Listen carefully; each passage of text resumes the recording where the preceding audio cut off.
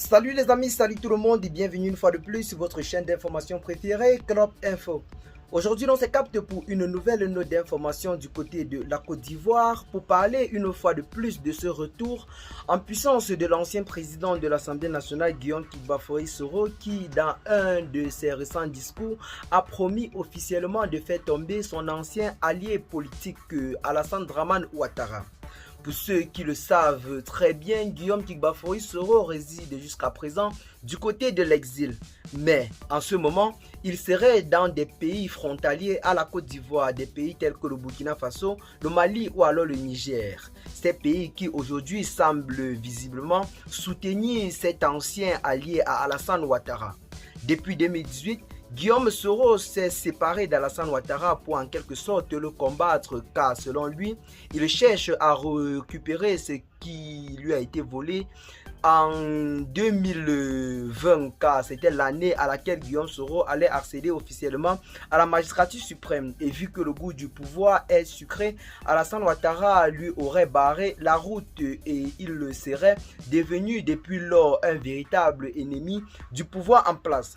Guillaume Soro, en cette année de 2025, promet de renverser son ancien allié politique, notamment Alassane Dramane Ouattara, quel qu'en soit le canal emprunté.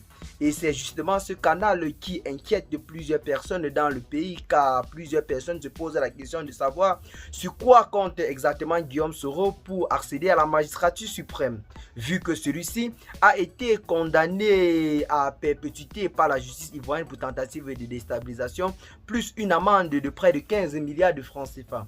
Vu que Guillaume Soro reste toujours condamné, cela le met automatiquement hors jeu en ce qui concerne la course à la présidentielle.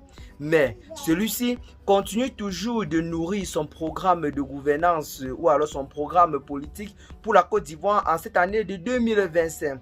Ce qui pousse plusieurs personnes à croire que Guillaume Soro serait certainement en train de préparer une déstabilisation car rappelons-le, si l'on veut se fier au passé politique de Guillaume Soro, celui-ci est bel et bien un ancien chef rebelle qui a beaucoup contribué à l'accession à la magistrature suprême du président de la République Alassane Dramane Ouattara lors de la crise post-électorale de 2010 à 2011, ce qui fait en sorte que jusqu'à présent, au sein de l'armée ivoirienne, il aurait plusieurs soutiens. Des soutiens qui pourraient lui rester fidèles et favoriser son accession à la magistrature suprême, mais certainement pas le biais d'un coup d'État.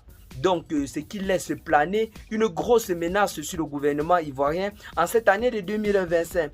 Eh bien, les amis, nous ne sommes pas en train de vous affirmer que Guillaume Soro serait en train de préparer un coup d'État contre le gouvernement en place, mais nous sommes juste en train d'analyser la situation et la seule option qui s'offre à Guillaume Soro pour en quelque sorte assouvir son rêve de gouvernance de la Côte d'Ivoire en 2025 est bel et bien un passage en force. Et qui dit passage en force pour prendre le pouvoir, c'est bel et bien un coup d'État. Donc, qu'est-ce que vous en pensez de ces révélations de Guillaume Soro ces derniers jours ou alors de son projet d'accession à la magistrature suprême en cette année de 2025? Qu'est-ce que vous pouvez dire et qu'est-ce que vous en pensez pour ce qui est de cette nouvelle note d'information? Partagez massivement la vidéo aux amis si vous l'avez trouvée intéressante. Abonnez-vous à la chaîne si ce n'est pas encore fait. Et à très bientôt les gars pour de nouvelles notes d'information. Ciao.